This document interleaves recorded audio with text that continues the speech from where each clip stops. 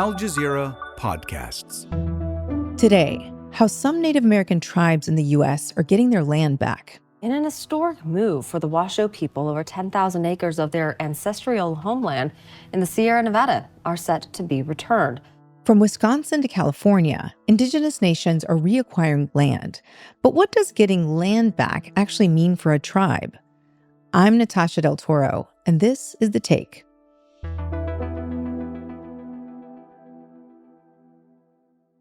Before we continue with today's episode, please remember to leave us a comment and let us know what you think about today's episode and what kinds of stories that you want to see us do next. Or if you're listening on the podcast app, let us know where you're listening from and leave us a 5-star review while you're there. It helps people find the show. If you've been following Indigenous rights movements around the world, you've probably heard the term land back. It refers to a movement and a rallying cry to return native stolen lands back to tribal control. In Wisconsin, a Catholic congregation of nuns wanted to atone for the Catholic Church's role in abusive boarding schools for Native Americans. They sold a parcel of land to the Fond du Lac Band of Lake Superior, Chippewa for a massively reduced price. Signed, sealed, and delivered. All right, that officially concludes the transfer of the property to the Lac du Flambeau tribe. Meanwhile, in California, the Washoe tribe is set to reacquire over 10,000 acres of its ancestral homeland, partly funded by a state conservation grant. California Wildlife Conservation Board has awarded $5.5 million to the newly formed Washoe People Land Trust, supporting the purchase of a property northeast of Lake Tahoe. Both stories have been celebrated as victories. But what does getting land back actually mean for a tribe? It turns out the reality is far more complex than the headlines suggest. I spoke to Rebecca Nagle, a Cherokee writer and journalist, to learn more about the fight for land back and tribal sovereignty in the United States. Osio naga gohin tawadon talek Oklahoma Janelle. Hi everyone, my name is Rebecca Nagle and I am in Tahlequah, Oklahoma today. Rebecca, it is a thrill to have you here on The Take. A lot of our audiences may be familiar with the term land back. You see it on social media or protests or political speeches, but they might not actually know what it looks like in practice. So maybe if you could briefly explain to us, what is the land back movement? What's it calling for? And walk us through how Native American people actually regain control of ancestral lands. How does that actually work? So my understanding is that land back as a movement and as a hashtag and as a slogan was started by Indigenous youth in Canada. And obviously it has spread over all of what people call Turtle Island. Wait, what's Turtle Island? Sorry. Like an indigenous term for North America. And so when Native people say land back, they're talking about, yes, acreage, actual physical land, but oftentimes all of the things that are tied to that. Because as Indigenous people, we didn't just lose land. Whenever we lost land, we also lost culture, access to sacred sites, language. And so a lot of times when people are saying land back, what they really mean is the restoration of all of these things that are important to our Indigenous nations.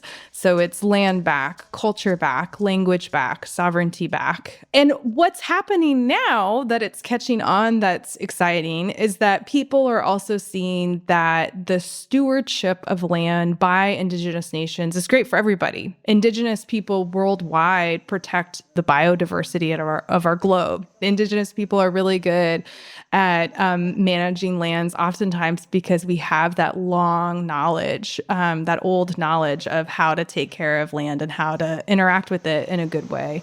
Mm-hmm. And so we're seeing more and more cities, states, private landowners restoring land to the Indigenous nations through either gifting it back or coming up with co-management strategies. And that's helpful to understand because I think when people hear that term land back, they might envision sort of a single unified process there. But you're saying that it actually can mean a lot of things, right? Yeah. And I would say that tribes have been working on the restoration of treaty lands and ancestral lands before it was a hashtag, right? Before it was a movement, whether it's through court cases or diplomacy. Tribes have been working on that for a long time. Mm-hmm. And just in this last month, we've seen two stories of land being returned to tribes, the Fond du Lac Band of Lake Superior, Chippewa in Wisconsin, and the Washoe tribe in California. How do you see these stories fitting into this larger picture of the land back movement? Yeah, I mean, I think that moments like that are really important, I think one important thing that gets missed is that there's a difference between a tribe owning a piece of land and having jurisdiction over that land. And it sounds confusing, but a tribe can own a piece of land, but own it almost like you or I would own land. So just because I own a piece of land doesn't mean that I can exercise jurisdiction or have taxes, or things like that.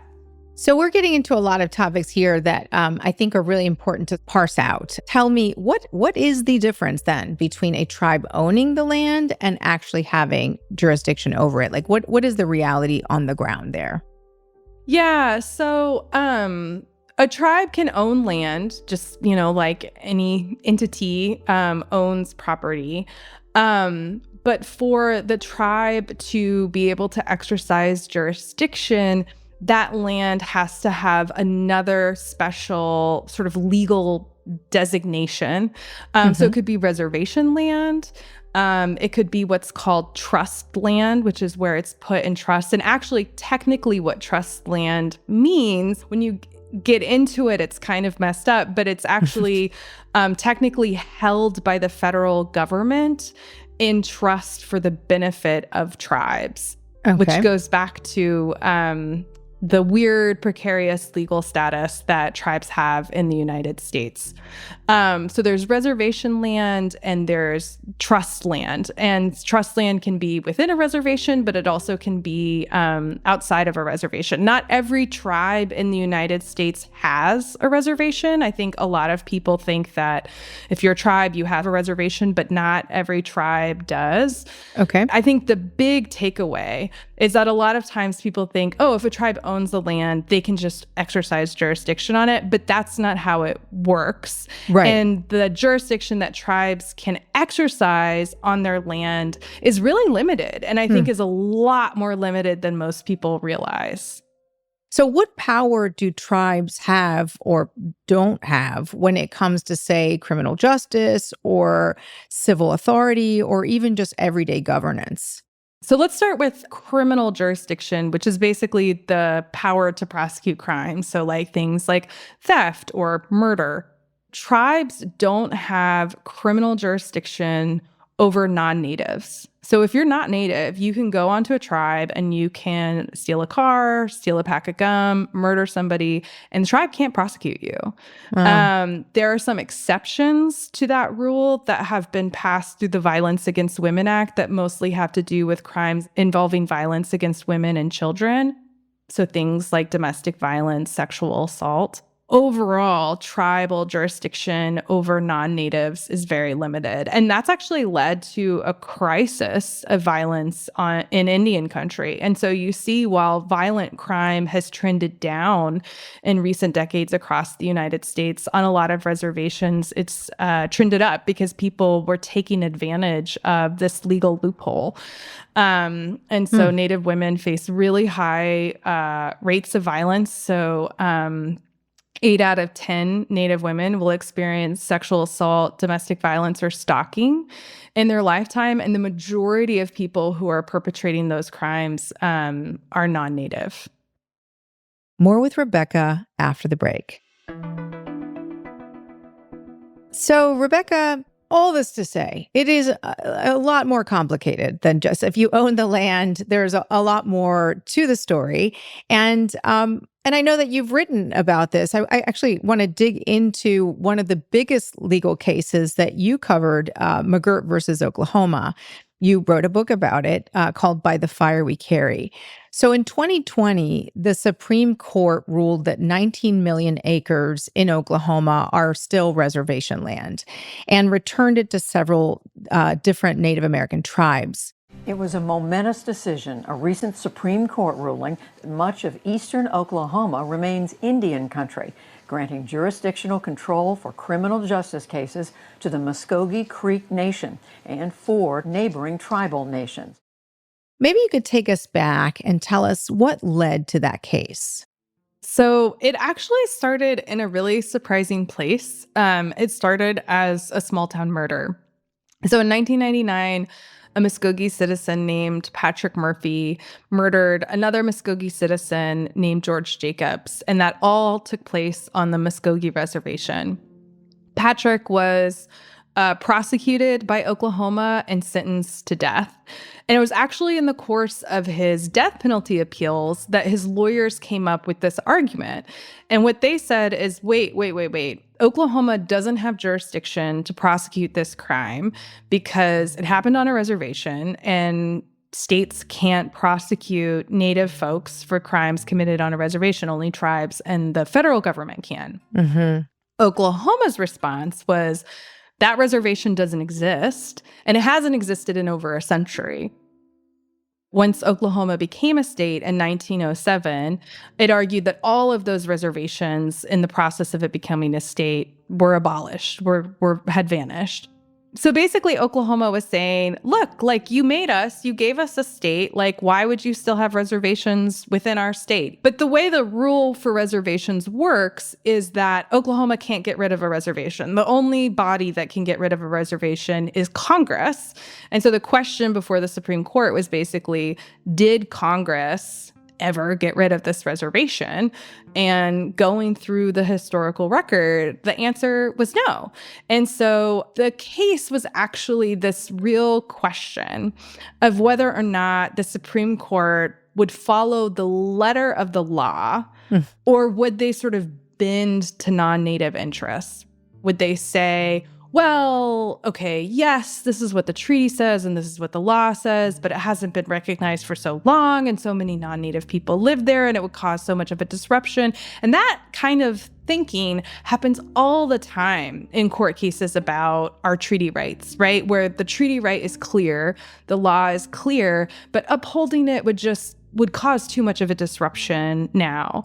And what is remarkable about this case is that even though the stakes were high, the Supreme Court still followed the law. And while that is rare in our democracy, I think it's a case that shows that it's possible. And then what happened as a result of that is that a total of 8 reservations here in eastern Oklahoma have been upheld because then lower courts interpreted that Supreme Court decision and applied it to other tribes. And the total restoration of tribal land here in eastern Oklahoma is 19 million acres. It's over 40% of the land in the state.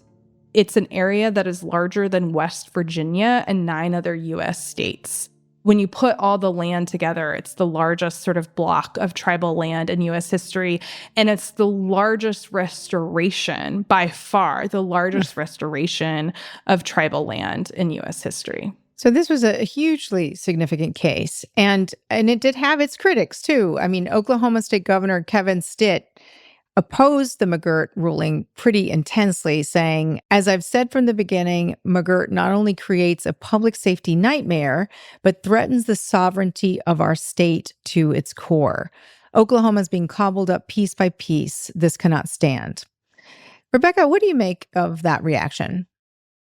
I think that that's why it's really important for people to understand how limited tribal jurisdiction on tribal land is, because Oklahoma basically ran around like Chicken Little and said, the sky is going to fall down, the sky is going to fall down. And then after the decision said, the sky is falling down, the sky is falling down. And their claims were extremely exaggerated.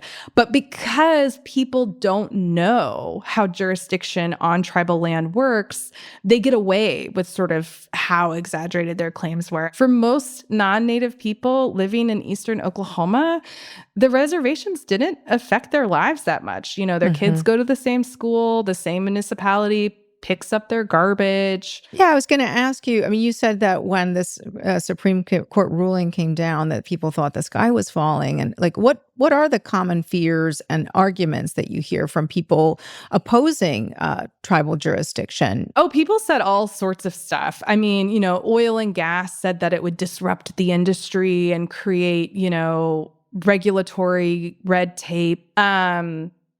District attorneys came together and said that all of these past convictions would be thrown out. And then they tried to say that ongoing prosecutions, that there were all these cases that were happening that weren't being prosecuted. And so there was a moment where the prosecution of cases shifted from state court to federal court and tribal court. And it was a big shift. You know, it was thousands of cases. And so tribes had to hire new police, hire new prosecutors, hire new victim advocates. Some even built new court buildings. But all of the sort of horrible things that people said would happen really didn't come to fruition. And I think that that's why it is so important to combat this ignorance that, you know, once a tribe has a piece of land, that then they can do anything that they want on it. And so this is a case that really illustrates the difference between just simply owning land and having jurisdiction over the land. Now, you wrote back in September on Blue Sky about the Trump administration's 20-point plan on Gaza, and you actually drew a direct line from this Gaza plan to historic U.S. policy toward Indigenous people. Now, some people might think that this was a leap, but you were drawing this straight line. So maybe you could explain for our audience what did you mean by that? I mean, I think there's a lot of parallels between what's happened to Palestine and what's happened to Indigenous people in the United States. You know, there's a big term called settler colonialism that basically describes, you know, if there's a group of people living on land that you want, the process that governments use to dispossess those people of that land and eventually take it. And so one of the things that happened to us as Indigenous people is that we would be promised pieces of land, oftentimes when people wanted us to move away. What always happened to us was that that land would leave Indigenous hands by sale, swindle, theft. Sometimes we wouldn't even get it from the government. And when you look at the early 20-point plan that the Trump administration made for Gaza, it's that kind of thing where Gaza residents can get a token. And that actually also happened during our removal. So in the 1830s, the U.S. had this policy of ethnic cleansing towards Indigenous people living in the Southeast, so in like Georgia and Alabama and Mississippi. And with multiple tribes, the government struck this deal where if you leave, if you move out, we'll give you money for your land, individual, you know, Muskogee citizen, individual Choctaw citizen. And those people oftentimes never saw that money. The removal was extremely violent and extremely forceful. And so there are all of these parallels around how we are thinking about the future of Gaza that actually are quite remarkably similar to how the U.S. has treated Indigenous nations. So as you were hearing about that, you were thinking, oh, there's a lot here that's familiar to Native American history. I mean, it's what they did to us. Yeah. So we're having this conversation the week of Thanksgiving, which is a day where many Americans tell a very tidy story about peaceful cooperation between Indigenous people and settlers. But that mythology exists alongside this present day reality. I think that the myth serves a really important function in American society. And so, as countries to kind of build a national identity, we use stories, right? And so we tell the story of like George Washington cutting down the cherry tree, the signing of the Declaration of Independence. And the myth of Thanksgiving is one of those foundational national stories that we tell to kind of say, like, this is who we are as a country, right? And it's this myth that, settlers were welcomed here by Indigenous people. That myth exists to ignore the obvious truth that this land was settled not by friendship, but by violence. And it's even there right in the beginning. So, the man who served as a translator between the Wampanoag and the Pilgrims knew English because he had been kidnapped and enslaved in Europe and had been able to find his way back home. Early Thanksgiving celebrations during the colonial era were feast days that were held in celebration of massacres of Indigenous people. And so, like, we can pick like one moment that there's like a conditional, like mutual defense pact between the Wampanoag and the Pilgrims, and there's this moment of peace. But the whole story, and you don't really have to zoom out that far, is extremely violent. And so we tell this story so that we can pretend like that never happened. And that it's still, I mean, hundreds of years later, there are still present day realities that tribes are facing, and they still are fighting for basic like sovereignty over their lands. Given everything that we've been talking about in this conversation, some of the barriers that you've been discussing, this legal trust process, limited jurisdiction, ongoing legal battles, how should we be measuring quote unquote success when we talk about the land back movement today? I think we need to start thinking about land back in bigger ways. I think these moments of, 100 acres here, 10,000 acres, here, it's significant, right? And especially when those lands contain sacred sites and places that are significant to tribes. Those are very, very important victories. But I think we need to think more broadly about land stewardship in the United States and restoring more land to tribes, not just for the benefit of Indigenous nations, but because actually things like fire and climate change and ecological collapse, that actually Indigenous nations have a base of knowledge about how to take care of the land that everybody would benefit from, right? And so, but I think that we really need to think about restoring tribal jurisdiction. And I think that the present day implications, though, are bigger than just what it means for Indigenous nations. Because again, the Thanksgiving myth is about nation building, is about what kind of country we are. And I think there are a lot of people living through our current political moment who feel like it's unprecedented or un-American, all of these things that are happening in our country today. And I think that's just because we don't know our history. And I think so much of how our government treated Indigenous peoples is actually just coming home to roost in the policies of the current administration. Well, Rebecca, thank you so much for coming on The Take. That was such a fascinating discussion. Yeah, absolutely.